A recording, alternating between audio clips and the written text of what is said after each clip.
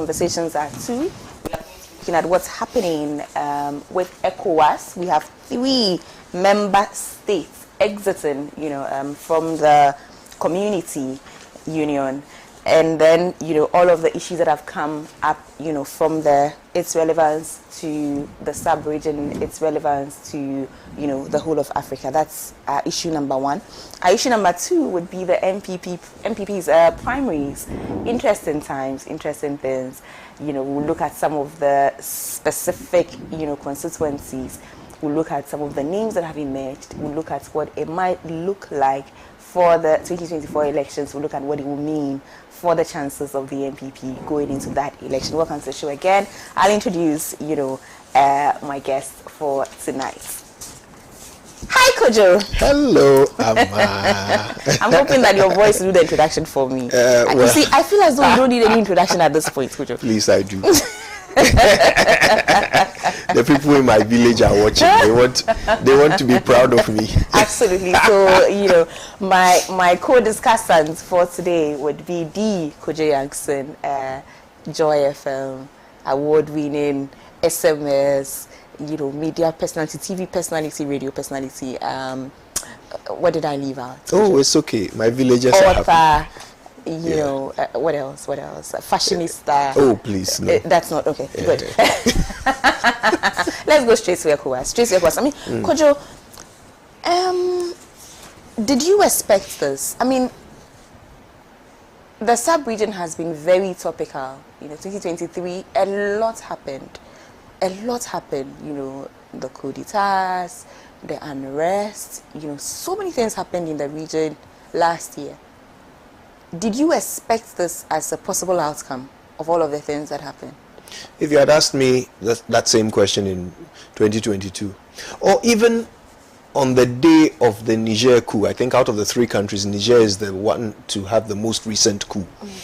If you had asked me, even on the day of the Niger coup, whether I would anticipate this, I might have said no. But within weeks of that coup, the reaction of ECOWAS kind of guaranteed this outcome. They showed force where they shouldn't show force, or they threatened force where they shouldn't threaten force, and then ended up not following through, and it just completely eroded their credibility. It made countries like this, and not just these 3, many other countries suddenly realize that, look, this ECOWAS thing, the practice has never lived up to the theory. It's just never happened. Since whenever it is somebody thought this is a good idea, and they started this economic community of West African states, the practice has never caught up with the theory. So member states, it is very hard for them to quantify with any appreciation what they get from being members. Recently, the African Continental Free Trade Agreement came along to even remind us that ECOWAS is useless.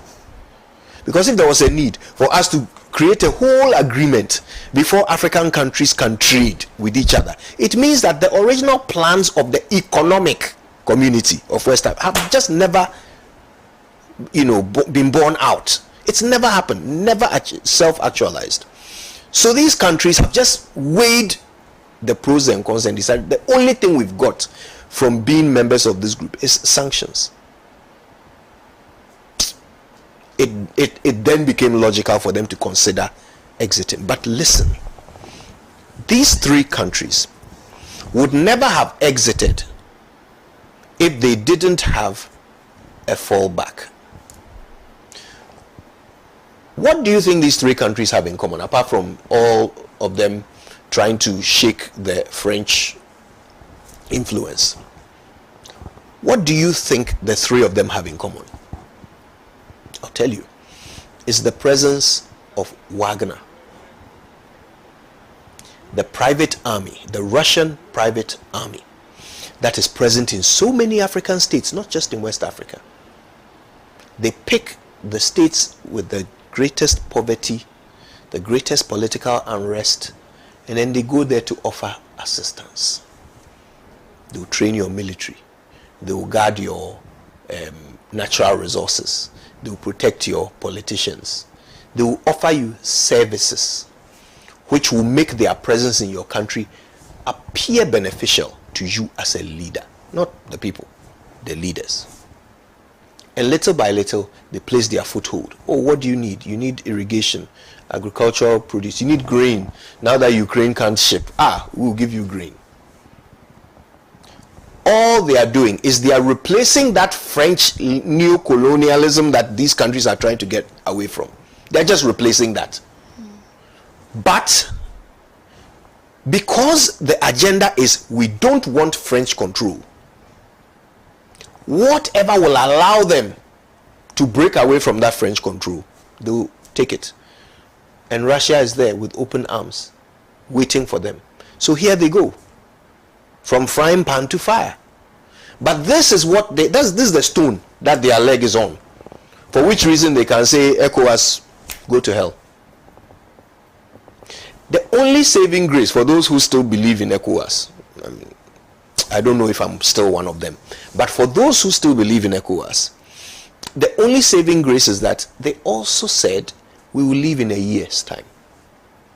What they are doing is they are kind of signaling that if you guys can get your act together, negotiate and, say something sensible, maybe this can be averted.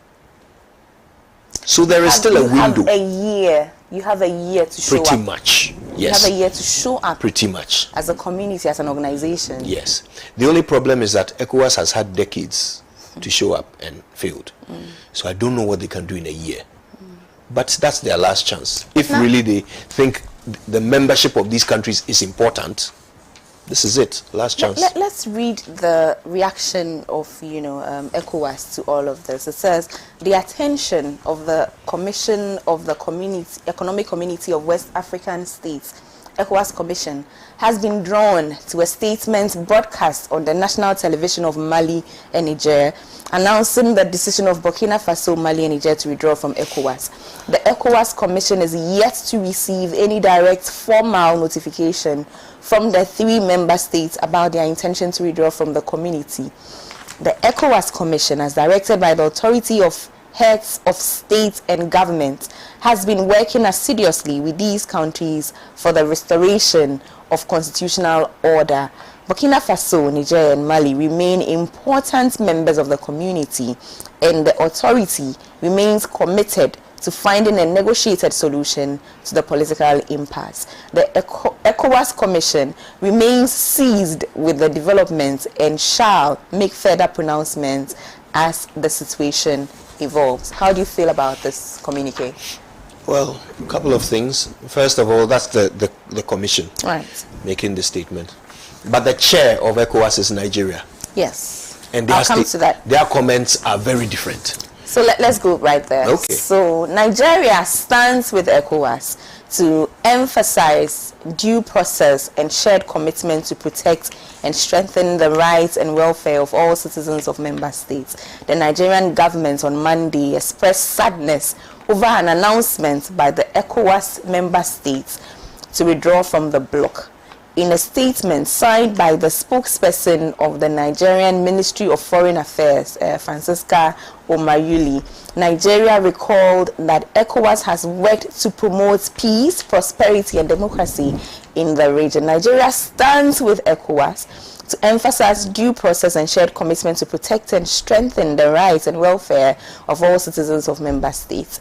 Niger, Mali, and Burkina Faso on Sunday announced that they were withdrawing from ECOWAS due to what they called illegal and inhumane sanctions imposed on them following the coups in their country. They also claimed that the bloc has moved away from its founding principles and no longer protects its members. The withdrawal announcement did not follow due process, as stipulated in the ECOWAS Charter. ECOWAS, currently led by Nigeria's President Bola Tinubu on Sunday, said it had yet to receive any notification of withdrawal from either of the states. According to the statement from Nigeria's Foreign Ministry, Nigeria has worked sincerely and in good faith to reach out to all members of the ECOWAS family to resolve the difficulties being faced. However, it is now clear that those seeking to quit the community do not share that same good faith. It goes ahead to, let me read that. It says, unelected leaders engaged in a public posturing to deny their people the sovereign right to make fundamental choices over their freedom of movement, freedom of trade, and freedom to choose their own leaders. This is what it's calling the leaders of these three. Nigeria said it remains open to engagement with Burkina Faso, Mali, and Nigeria so that all the people of the region can continue to enjoy the economic benefits and democratic values that ECOWAS embraces. You've accused them of bad faith. You've called their leaders illegitimate. And you are telling them that they didn't follow due process in leaving. Do you know how you sound? I don't know. Does Nigeria not have foreign policy advisors? They sound like an employer whose employee has called him in the morning and says, screw you, I quit. And you are saying you must follow due process. Otherwise, you have not quit. Okay, keep paying me. I mean, if somebody, Morocco, and Kremi, who is more powerful? What a ridiculous statement. Whose cause is aided by this posture? But why does Nigeria feel that it has to issue a statement? I'm not sure. ECOWAS has issued a statement. That's it. Nigeria happens to be one, so they want to declare their position as a state. Who cares? You are the chair of ECOWAS. You are the leader at this point. You really need to be circumspect. Last thing you should be doing is inflaming the whatever, the tension or the pressure. And by the way, look, the more they do these things, the more they are allowing for Putin's foreign policy to bear fruit for Russia. Let me tell you, Ama, Russia, Putin in particular, he misses the good old days of the Soviet Union. He misses those days. He would very much like to have a modern Soviet Union with members being resource rich but budget poor countries across the globe. Where are all the resource rich and budget poor countries based? Right here in Africa. So Putin at the moment would love any country that is idiotic enough to allow for unrest to creep through its borders. They will be there. They will be there, like the consoling ex.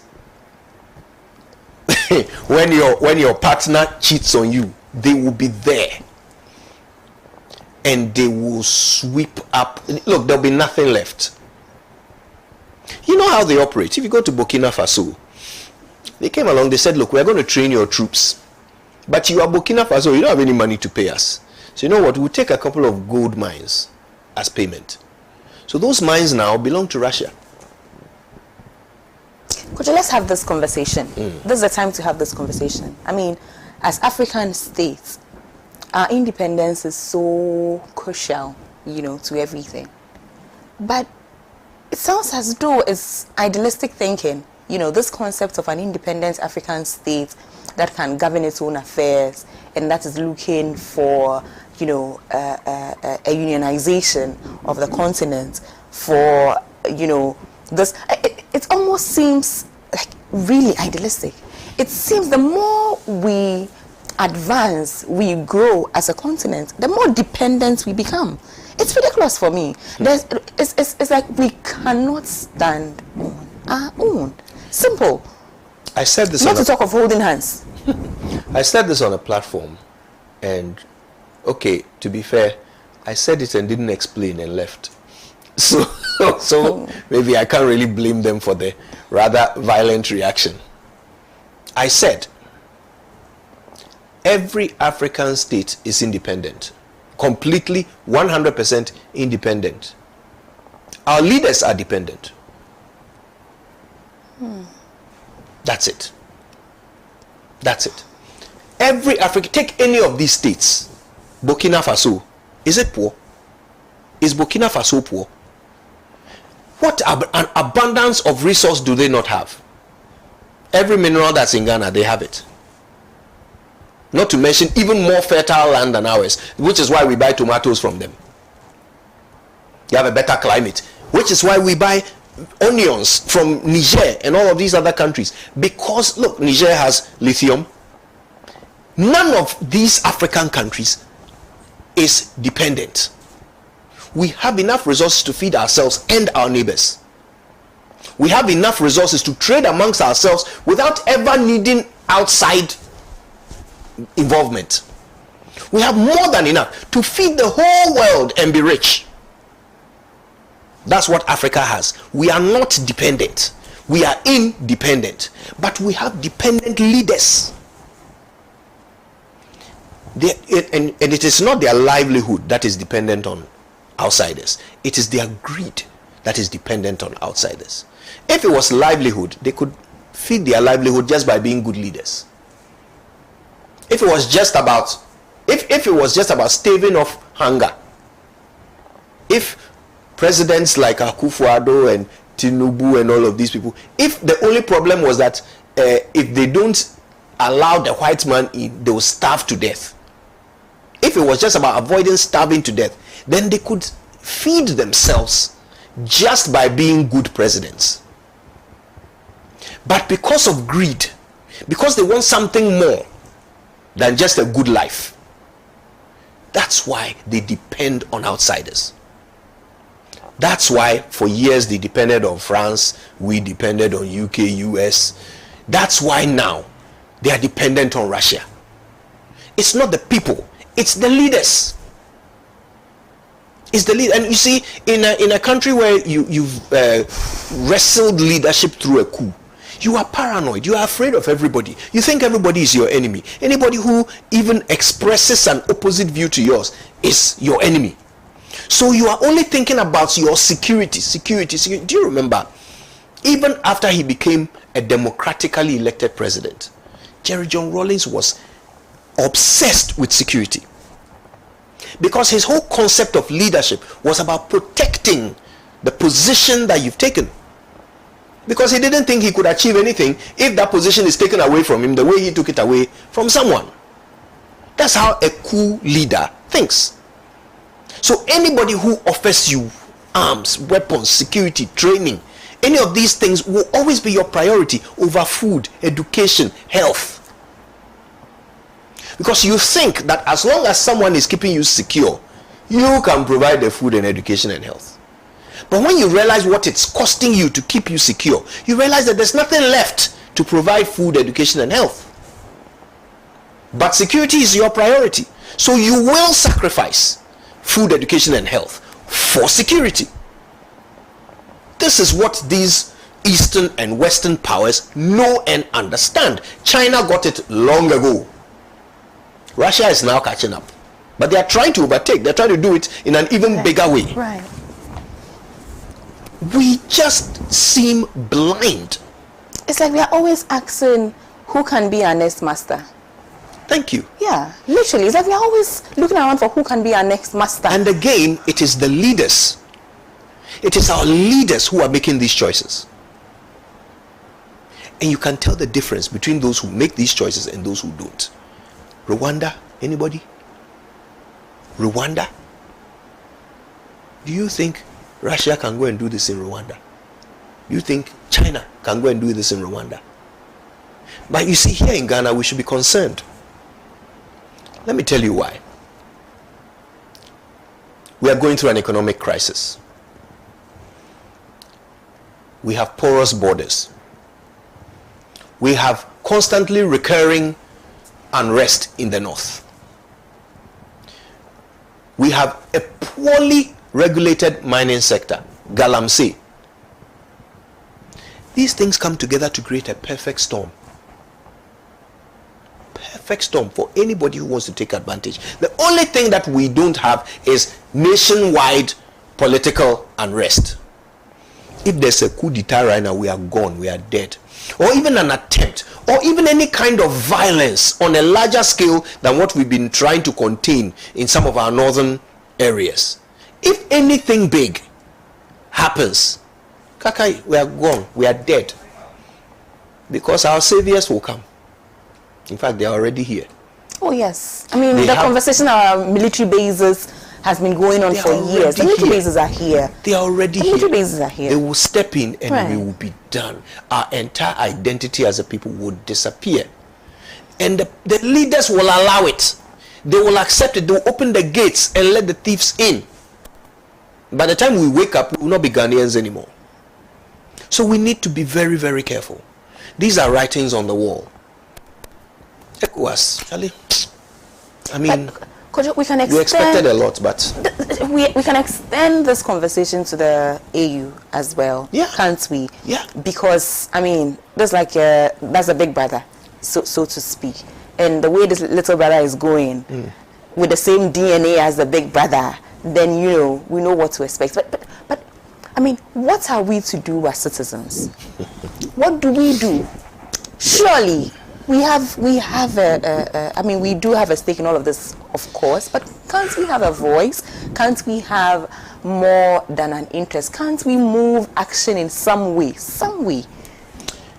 The only say we have is not even in our choice of leaders. It's in the pressure we put on our leaders. As a people, we need to start figuring out ways to make our leaders sweat.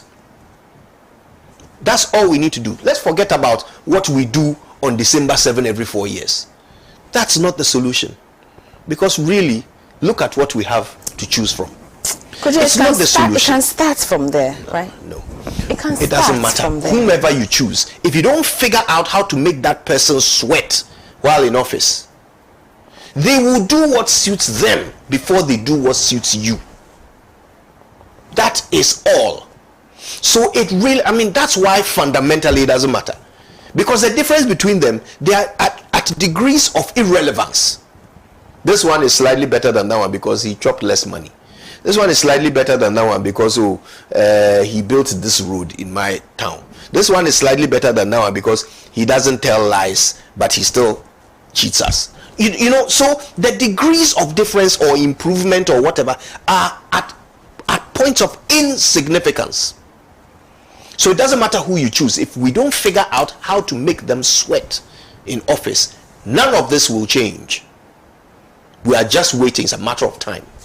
Eventually, we'll give it all up.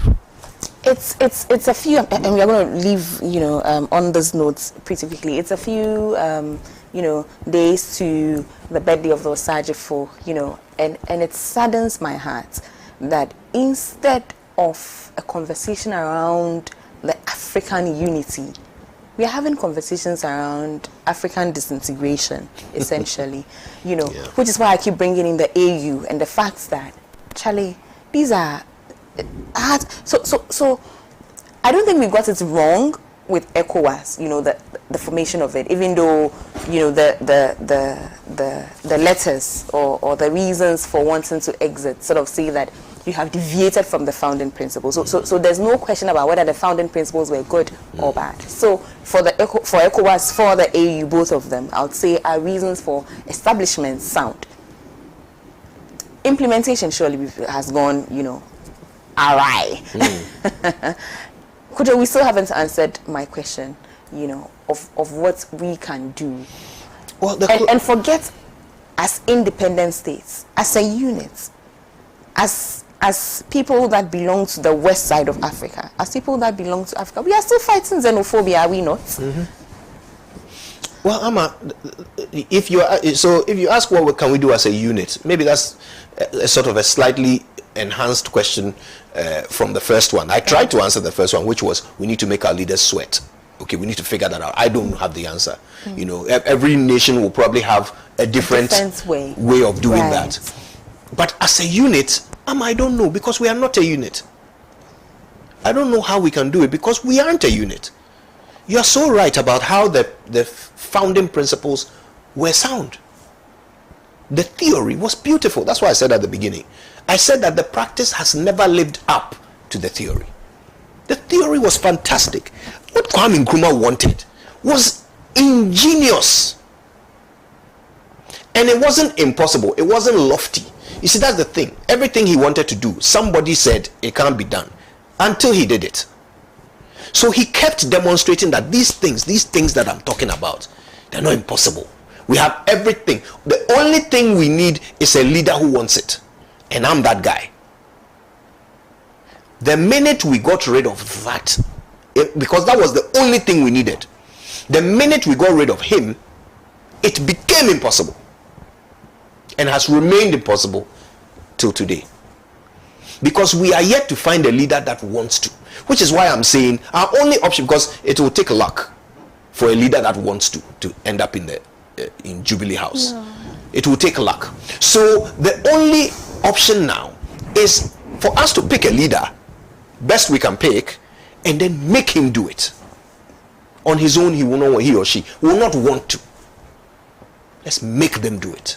And it runs around the continent, doesn't it? Everybody wants to be the president of the small unit, so he can do with it as he pleases. So he by himself can negotiate with all of these Western powers and get all the security that he can and all the largesse that he can. For him or herself. For him or herself. Because if we come together as a unit, then that power, this thing we say about business models, about how you can be the boss of, you can benefit more from having a 10% interest in something as against 100% of nothing, Precisely. Kojo, let's move on. Let's move on. It's sad, isn't it? It's sad that up until now, 2024, we seem to rather be losing our backbone as a people. Completely losing our backbone. Now we are just crooked, And if they do this and they succeed, very soon we'll hear of people wanting to opt out of the AU. And then what's next? Time. Because, I mean, can you count on one hand the benefits of being an AU member? Can you name two? I'm still at one, Kojo. You're saying two. I deliberately said two, just in case maybe somebody comes up with something like, realistically, we are all friends or something. Maybe if someone can come up with something basic and fundamental, like being a member of the AU means that we all have you are a member of the AU. Give me two. Wow. Wow. Yeah. Okay. Let's come to Ghana. Out of the frying pan. It's okay. Straight into the fire. Let's come to Ghana. And I don't say that to mean that we are coming to any NPP primaries. Yeah. I'll start with my shocker. Adumakuhisi. And I've said this to you. Like, I'm so surprised. Okay, that's not a good point to start from. Let me take your... It's so personal for me. Like, I understand. I think... I'm like, what? I think it's just an example of some of the unexpected outcomes. Frida Prempe lost. And lost by a huge margin to Gideon Boako. I'll tell you what. Maybe I'm not surprised that Adwoa Safo lost, but I'm shocked at the margin. I mean, those people meant business. They wanted this woman to know that you are not the one.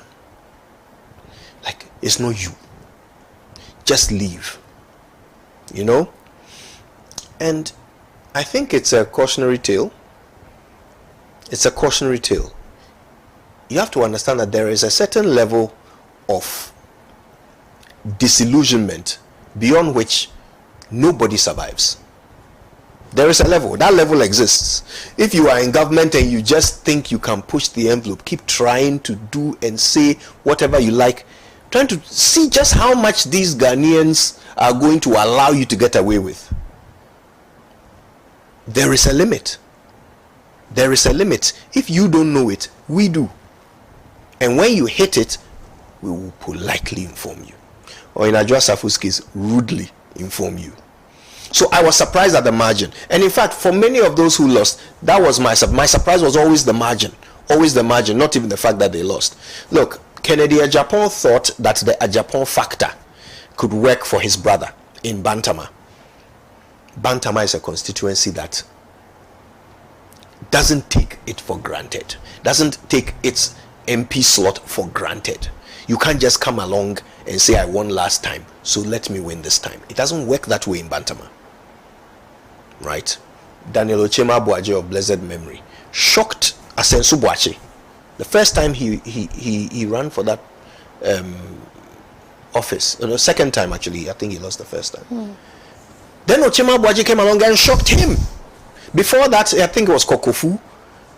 Oh yes. Yes. So you see, look, Bantama doesn't just choose whomever. You have to make your case. You have to prove your worth. You can't just come and do showdown, right? And I think Kennedy Agyapong has been reminded. He's been reminded that the people who liked what you were doing, it wasn't everyone. It wasn't everyone. Maybe people were entertained, but there's a limit to that. You know. So yeah, I mean, some of the outcomes, maybe the fact that the person lost is not the surprise, it's the margin. It's the margin. Although I must say, I actually did think Kennedy Japan's brother would win. A lot of people did. I thought he would. A lot of people did. I thought he would. Yeah. But Bantama doesn't play like that. So clearly they've demonstrated that we'll pick who we will pick. It's not up to you.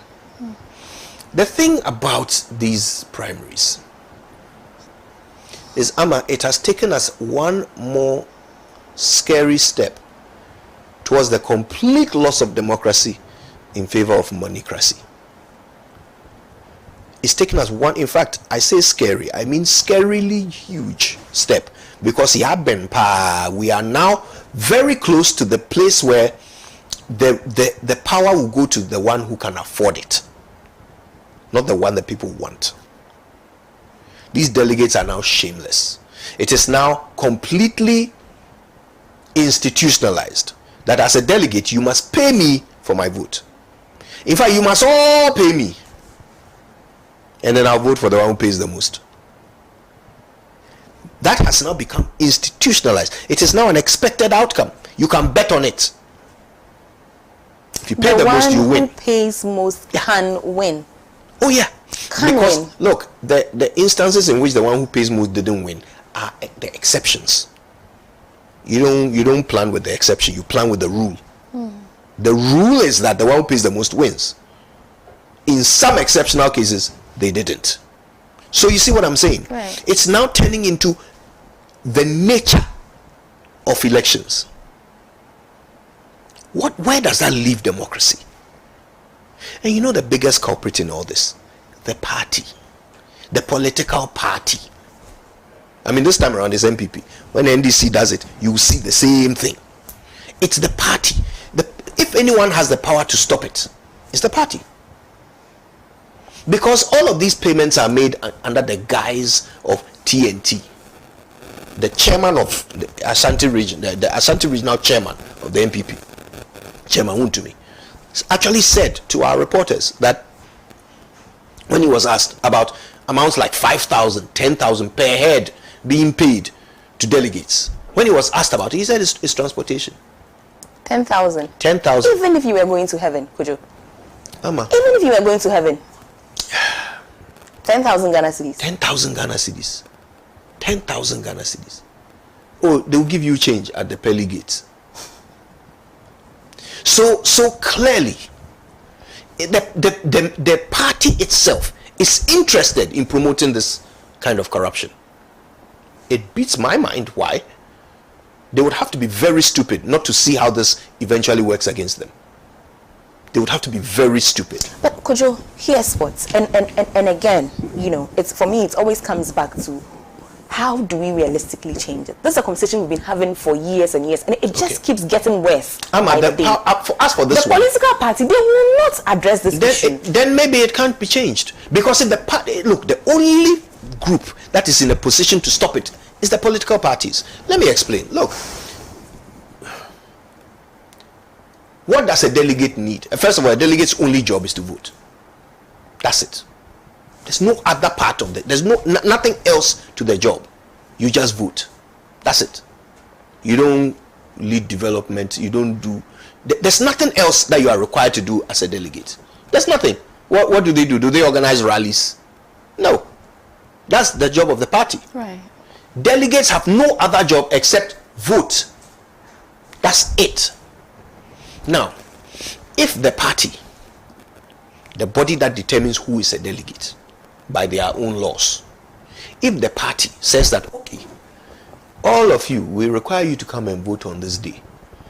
For some of you, it will cost you money to move from your house to this place. So you know what we've done? We've taken 10,000 cedis each from the candidates. We are going to use it to organize buses. When you come, we'll give you food. Not money, food. Because you've come far to do your one job of voting. We collected the money from the delegates to do that. So from the candidates to do that. So any delegate who is caught taking money from a candidate will no longer be a delegate. If by the end of this process of enforcement, there are only 4 delegates left in that constituency, those 4 delegates will choose the leader. So be it. Now, Kojo, here's what. What you say, what you're saying now, it's already in practice. No, it's not. Yes, it is. Ama, which Kojo, political party let me explain has what I'm penalized saying. No, a delegate? not penalized. And then it's not enforced. Kojo, when you go and file, you pay for it. It is expected that, at least I expect that, all of these monies needed to fund the process is the reason why you are paying for the process. Beyond that, personally, and I'm speaking from my personal experience, where I know that party officials make allocation for delegates in terms of food, in terms of money from the party. There are conversations around people siphoning those monies. That's another conversation for another day. But the political parties, both of them, make allocation for delegates in terms of food, in terms of money, actual money, and in some cases, transportation. Okay. So I dare say that the solution that you are, offering exists. What doesn't exist is the enforcement. The reason why you would provide these things to delegates is so that they don't need it from a candidate. Absolutely. So the enforcement of it, that I have given you food, I have given you transportation, therefore I am going to make sure you don't collect money from anybody. And if you are caught taking money, not only will you no longer be a delegate, but the candidate will be disqualified. Who else can do this apart from the party? Nobody. So the solution must come from the party, otherwise there will be no solution. But Kojo, why are they so reluctant to do this? I mean, it's such a no-brainer, right? Personal interest. You see, short-term personal interest. They don't realize that eventually this thing will just destroy even the role of the party. No, you need to explain the personal interest to me, because I don't get the personal interest. This is how it works. Now, if you are a party executive, the delegate who would normally come to you and say that, oh, I'm going to go and marry, so give me money for bride price, or my mother is dead, come and born sawa, or all the things that as a political party in that constituency or in that region you will have to take care of by way of welfare, is very smoothly and conveniently handed over to the candidates, right? Plus, the party executives, they have their favorites. They have the candidates that they want. Both national party executives, regional district, they all have their favorites. They want their guys to win. That's what they want. So in order to make sure that their guys win, they are willing to basically let the rules be violated so that their guy can use money to secure his position. Do you see the personal interest? So for that individual personal interest of those individual party executives, they are willing to sacrifice the entire democratic system. But they just don't see the end from the beginning. Okay, so you as a party chairman, now let's say that the constituency chairman and the constituency secretary, have a personal interest for which some of these things have to happen. I mean, Kojo, let's drink some water. Let's drink some water. I'll be right back. Stay with us. Sorry.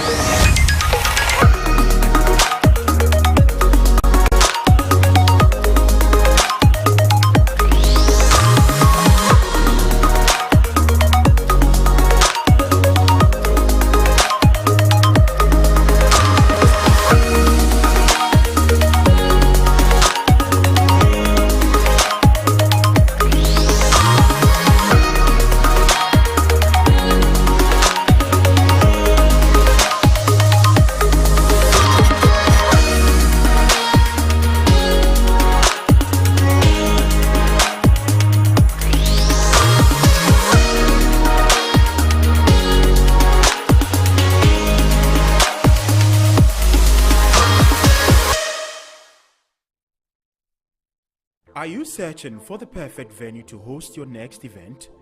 Look no further than Meres Event Plus. Discover the epitome of sophistication with our Skybox Event Center. This indoor marvel offers spacious hall area accommodating up to 500 esteemed guests. This beautifully designed space can be tailored to suit various event types, from weddings and corporate gatherings to cultural celebrations and more. We give you a kitchen space where your culinary creativity takes center stage, from gourmet feast to delectable treats. Our kitchen is the heart of flavor and delight. Our luxurious washrooms ensure comfort and convenience for all attendees, as well as maintaining the elegance of a special day. Our breathtaking waiting area is designed to make a lasting impression, while our top-of-the-range changing rooms are befitting of the VIPs of your event. Experience nature's charm at Tichua's grounds. Host an unforgettable outdoor event at the spacious and beautiful Tichua grounds, featuring a large lawn or terrace area capable of accommodating up to 700 cherished guests. Our changing rooms also provide privacy and ease for your special guests. Call us now on 030-341-6266 or 053-029-6067. Meres Event Plus, where celebrations come to life.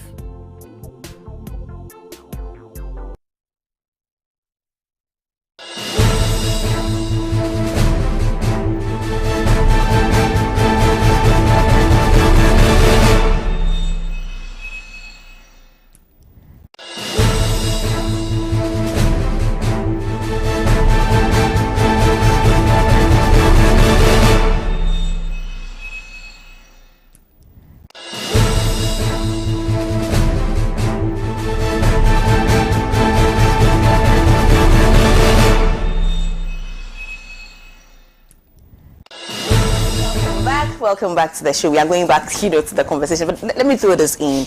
And this is Yendi, right? The Electoral Commission (EC) has declared that no winner was officially recognized in the NPP parliamentary primaries in Yendi. The absence of a clear winner is attributed to disruptions that occurred during the counting process. Despite the absence of an official declaration, both candidates Farouk Mahama and Abibata Shani have individually proclaimed victory following the contest. Interesting. Now, I was particularly interested in this constituency because of, what's his name? Farouk Mahama. And the videos that circulated, before the contest. This is TV sets, branded TV sets, in a room that were intended for distribution to the candidate. And I was particularly interested to know if it was going to work in his favor or not. Only to hear that it was disrupted, nobody actually won, everybody says I won. Clearly, this was highly contested. And I'm choosing my words, Kojo. I'm choosing my words. Because if I say everything that I want to say, I might end up in trouble. But can't we just disqualify sometimes? I mean, if I have evidence, how can the party not have evidence? These are branded TVs that this young man wanted to influence the delegates with. We all have seen it. And as we go ahead and conduct the elections, it is disrupted. Of course he will disrupt if it doesn't go his way. Of course the other guy will disrupt if it doesn't go his way too. I mean, there's too much at stake. It's as though we are going into parliament to do what? What is there?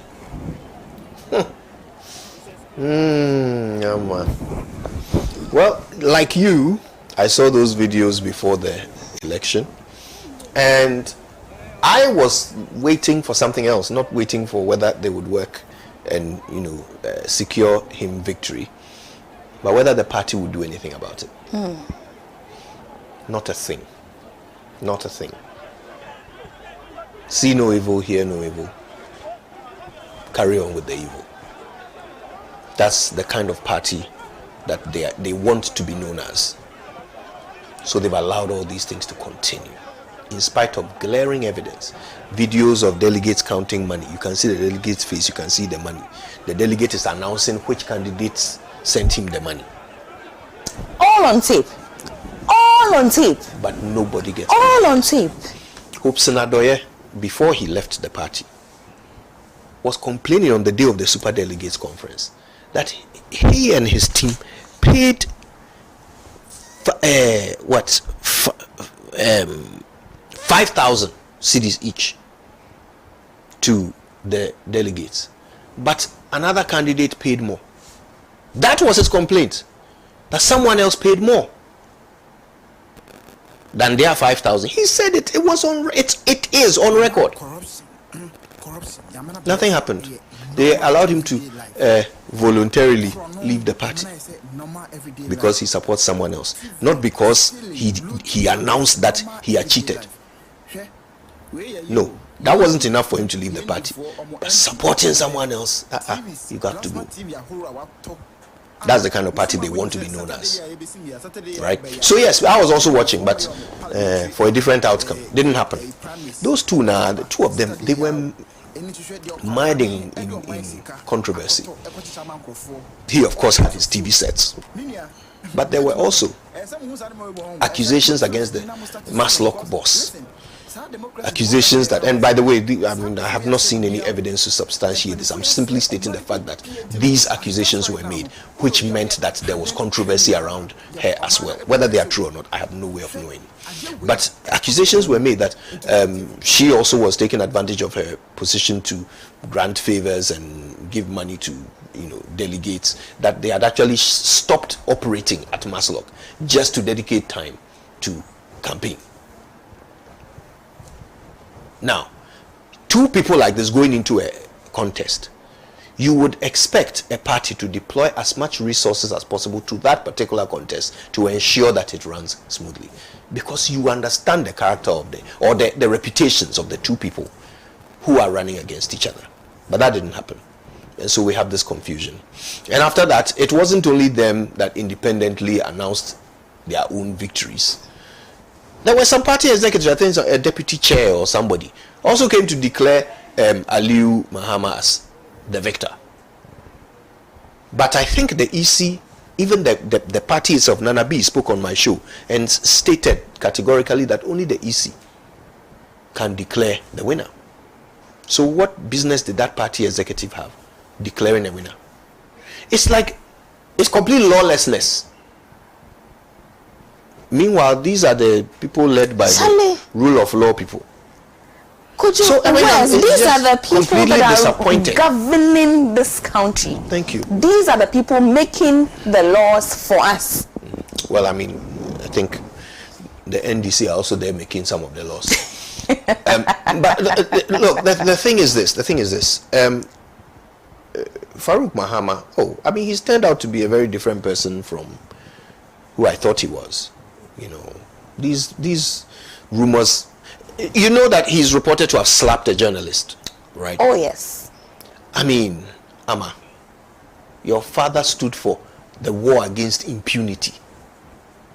How can you be accused of such a thing? Like how? How can you allow such a thing to even touch you? So look, there's enough disappointment to go around. As for those two, they should be disqualified. Is it that there's nobody else who can represent Yendi in parliament from the NPP? There's nobody.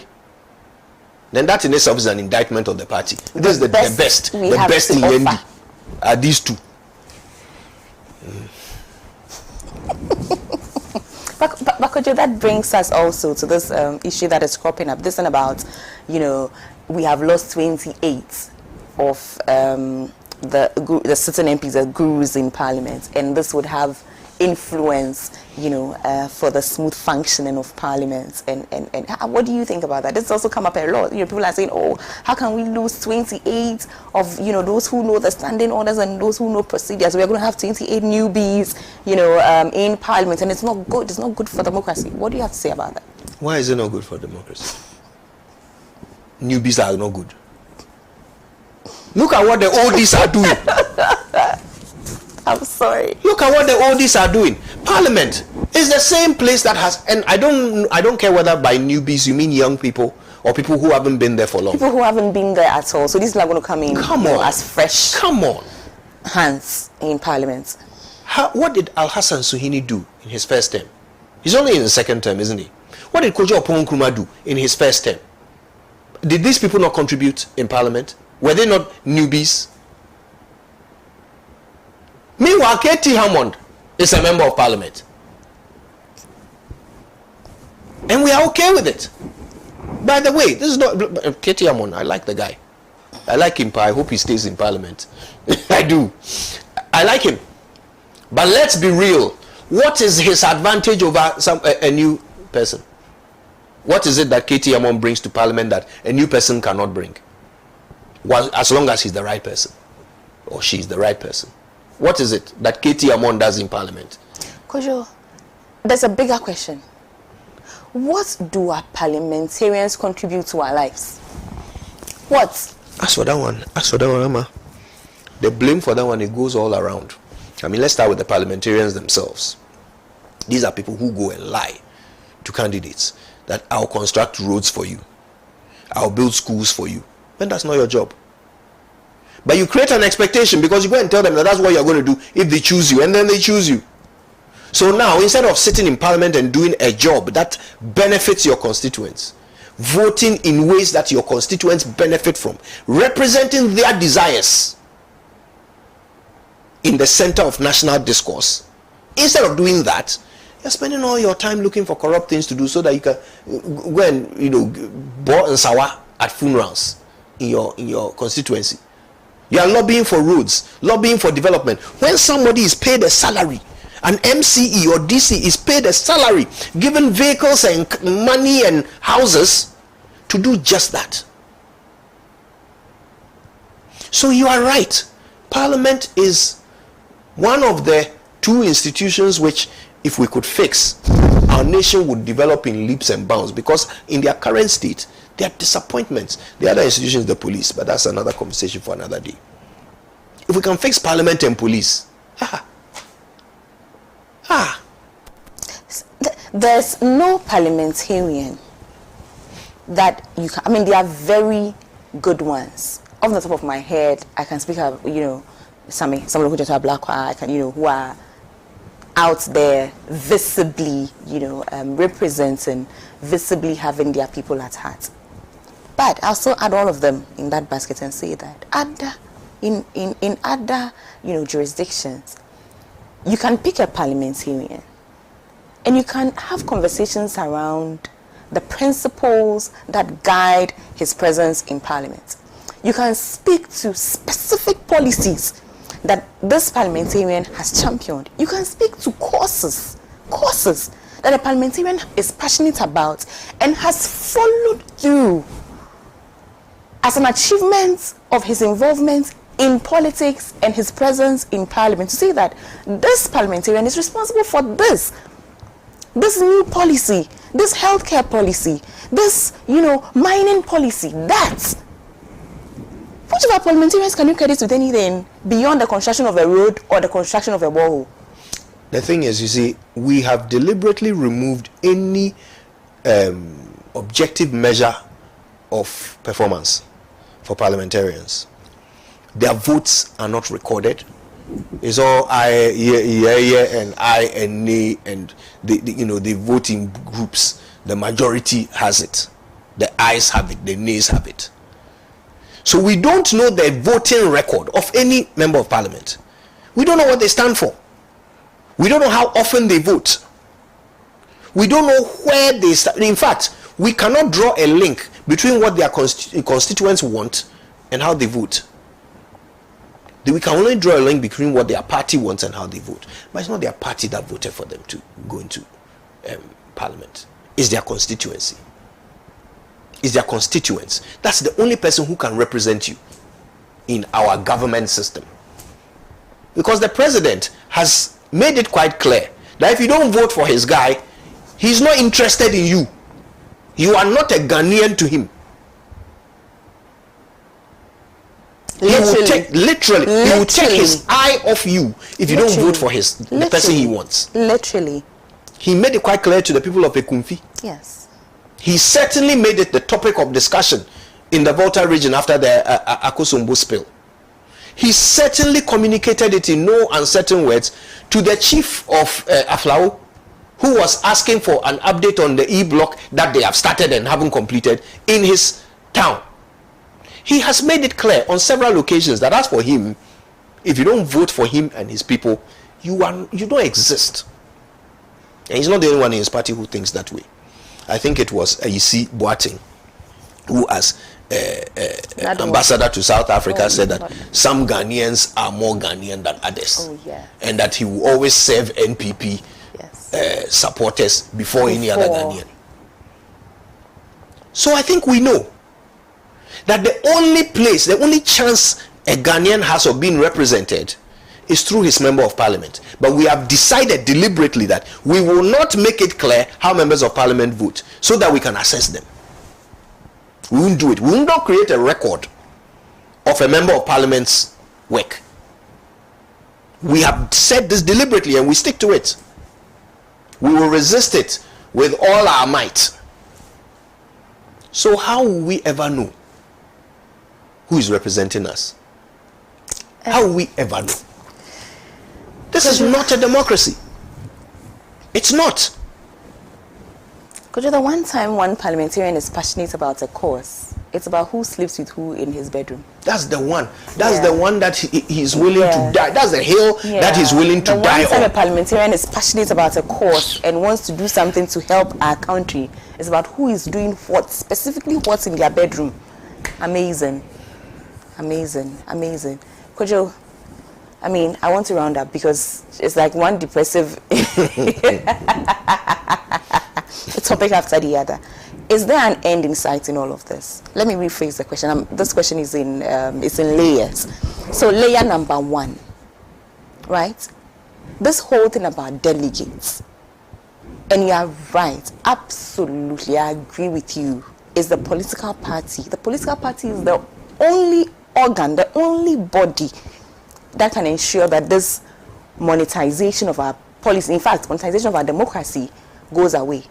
One, I mean, and we are going to shout as loud as we've been shouting, because every media house screams about this issue. It's not just Pan-African TV. Your media house does the same. I dare say all the other ones, shout about it too. And we will keep shouting. However, Kojo, how about everybody else? I mean, if I'm in the political party, I won't sit down and allow a few delegates and a few party executives to muddy, I like to think in actionable points. So one, the politicians, those involved in the politic, in the party politic and partisanship of, all of this democracy, what's their role? All of us as a general public, what's our role with that? But for me, more importantly, the work of parliament, right? Because if we knew who our parliamentarians are and what they stand for, then we'll be voting based on something. I'm voting for this person because I love his policy on taxation. I love how he thinks about taxation. At least I know his ideology. Oh, he's a capitalist, and I appreciate or he's a socialist, and I appreciate, So I'm voting for him based on something. As it stands now, we don't know them. We don't know if they even have any principles, or, we don't know their character. If there's somebody that is a good human being. I mean, nothing, has integrity. We don't know nothing. So, I mean, in the absence of knowing nothing, oh, he has deep pockets. Okay. He has that above this one. Perhaps I should go with him. Could you understand what I'm saying? So, I don't know how I'm going to do this, but that's like a three-folded question that I want you to try and, I have one answer to all your three questions. Don't sound so lost. Then my answer is, as an answer on ye. We may have to resign ourselves to the fact that it is only luck that can get us out of this. It's only luck. We have to luck a chance upon a leader who wants to change these things. We have to chance upon an Nkrumah. But how can this system produce an Nkrumah? How? The old system that had a lot more virtue and integrity only just about managed to produce one Nkrumah, and the same system got rid of him. Then this one, Mumu generation. Ama, I don't see how. I really don't see how. I'm telling you the truth. I could have done the other thing and remembered all the political science I've read in textbooks and giving you some nice theoretical highfalutin list of steps that as a nation we must go through in order to rid ourselves of this canker. I hate that word, canker. Politicians love it so much. I could do that.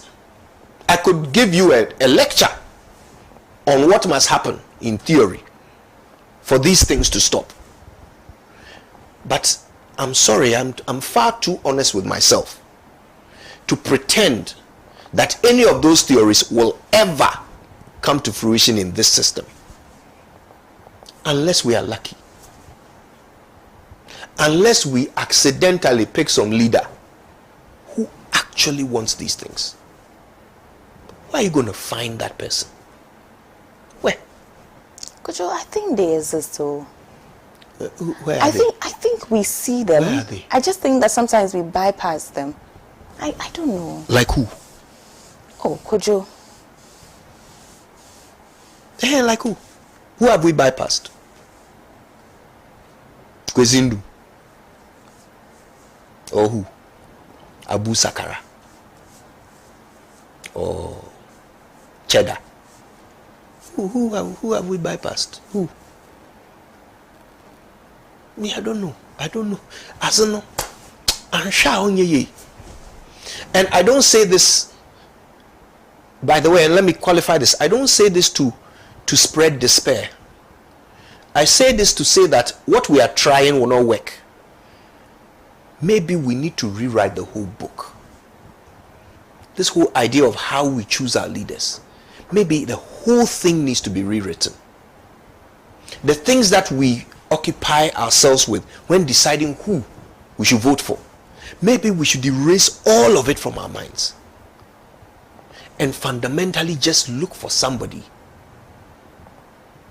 who can prove that their personal interest comes second.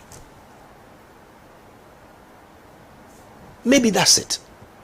Maybe forget about everything. Forget about whether you like this party or not. Forget about whether this party, the tradition appeals to you or not. Forget about whether your parents vote for this person or not, or this color or not, or you like the anthem of this party, or you like the... maybe forget about all that and start taking individual candidates. This person, this guy, this one, is his personal interest first or second? If we've had a chance to experience him before, how did he... Oh, forget about that. Oh, could you those ones are indicators of who a person is? Please, we've experienced anybody that we have experienced before. And could you, in this instance, we've experienced both of them anybody that we have experienced before. We've experienced both of the two front runners before. Then what I'm saying applies to both of them. Right. Anybody that we have experienced before, Ama, has already failed. Because here we are. I mean, are we succeeding? Are we doing well? So anybody we've experienced before has already failed. The difference between them, like I said, is in insignificant degrees. Oh, this one failed a bit less than that one. That's all the difference is. It's an indicator. It's not. If you are comparing between two, you definitely have to make a choice. Kojo, we need something far more than these people have ever shown us. I agree. Far more. So please, those degrees of difference, it's not an indicator of anything. Kojo, we are about it's not an indicator of anything. The pass mark, as if that's possible. We are about to run out of the show. Can you not have an argument? The pass mark is 80%. Right. One got 6%, one got 7%. You say the 7% one can do the job that requires 80%. I'm not saying all that. So it means there's no difference between 6% and 7%. You said I should answer your question, Mobua. please, my answer to your question is that we need to start looking at these options, these candidates differently. We need to forget about things like ideology and they have no bearing on their chances of their success in office. Unfortunately, it should have, but they don't. But so let's put these things aside and look at these individuals, because we have a finite choice to make in December. Exactly. It's finite, unless somebody is going to come out of the woodwork, in the last few months. I think we know who our two front runners are. It's either John Mahama or is Dr. Baumia. So that's it. What I'm saying is, unless and so I'm allowing for a miracle, unless some strange person comes out of the woodwork from somewhere and it's just so fundamentally impressive and different that we realize that this is the guy. Unless that happens, I think we can all calculate the chances of that happening. So unless that happens, you are right. We know the options we are faced with in December. Neither of those options is going to give us what we need. Okay, but so let us we assess, still have to make a choice. Yes, we do, unfortunately. Yes. So let us assess these people. Is there somebody in there who can prove to us that his personal interest is second? It doesn't look. I'm not saying that you must not have personal interest too. Just let it be second to national interest. Just let it come second. That is all we need at this point. Otherwise, obey. Amen. Thank you so much, Kojo. Thank you, Ama. Thank you. It's always a pleasure. It's always a pleasure. Well, viewers, this has been our show. The Hard Talk edition of the show. For the week, we dealt with two issues: ECOWAS and also the NPP primaries. There's so much more. We had wanted to go over the results region by region and look at the figures and look at the people, but time did not permit us. Hopefully next week we can, get into more details if more pressing issues do not come up by then. Thank you so much for always watching this show. I do not take you for granted. Thank you for the feedback that you keep, bringing our way. Please do keep sending the feedback our way. Thank you for watching. I will see you tomorrow. Have a lovely evening. Bye.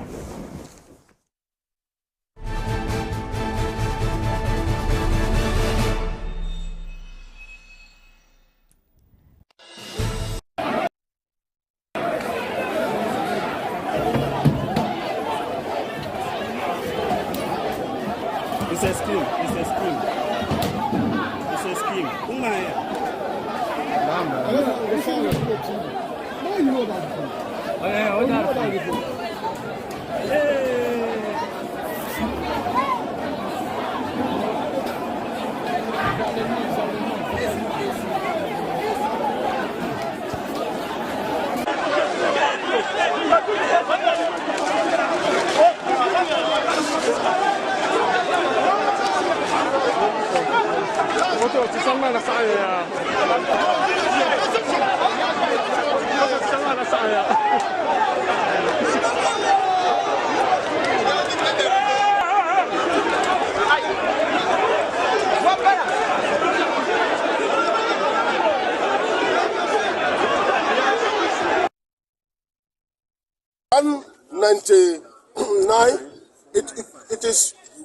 It's 495 out of the total vote of 785. So clearly, based on this resource and based on this ballot that has been counted by EC and the ridiculous attitude that has been shown by the other partner or the unknown person who came and destroyed everything, which the police people are on course to investigate, and the person will be arrested and come to book. So the EC has we didn't even find the EC. All the ECs have run away. Look at the time. We have waited till 6 now. We didn't see EC because the EC has been beaten mercilessly. One of the eyes of the EC has spoiled. So, and therefore, based on this result that we had, and countered by the EC, we have declared Alhaji Faruku the new patriotic party, led by Alhaji Masaudu, Osman, the national third vice chairman, with the regional chairman, Chairman Samba, we have stand by our national secretariat, which is led by our General Secretary Justin Frimpong Kodia, and declare Alhaji Farouk as the parliamentary candidate elect.